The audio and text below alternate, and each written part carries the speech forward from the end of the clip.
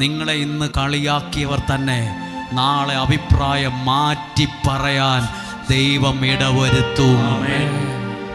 അതാണ് ദൈവത്തിന്റെ ശക്തി. നീ എവിടെയാണോ നാണം കെടുത്തിയത്, പൗലോസ്ലീഹ അത്രയും പേരുടെ മുമ്പിൽ എല്ലാവരും കേൾക്കേ പറഞ്ഞു, ഇവൻ ആരെയോ കൊന്നിട്ട് വന്നാണ്. പക്ഷെ അവരെഴുതിയിട്ടൊരു വാക്കുണ്ട്, ഏറെ താമസിച്ചിട്ടും അത്യാഹിതം ഒന്നും സംഭവിച്ചില്ലെന്ന് കണ്ടപ്പോൾ അവർ അതേ നാവ് കൊണ്ട് പറഞ്ഞു, പുള്ളി ഏതോ ദേവനാണെന്ന് തോന്നുന്നു, വലിയ ഏതോ മനുഷ്യനാണ്.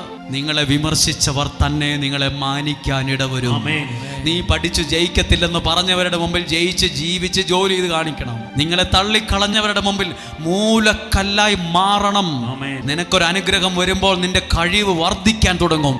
നീ അനേകരുടെ മുമ്പിൽ അഭിമാനത്തോടെ നിൽക്കാൻ പറ്റും. ഒന്നും കൂടെ എല്ലാവരും ഒന്ന് ശ്രദ്ധിച്ചേ. പഴയ നിയമത്തിലെ ജോസഫ് ഇങ്ങനായിരുന്നു, എല്ലാവരുടെയും മുമ്പിൽ തല താഴ്ത്തി നിന്നവനാ. പിന്നെ പറമ്പ് മുഴുവൻ വാങ്ങിക്കൂട്ടിയത് പുള്ളിയാ. ഇവിടെ ഈ വചനം കേട്ടിരിക്കൊണ്ടിരിക്കുന്ന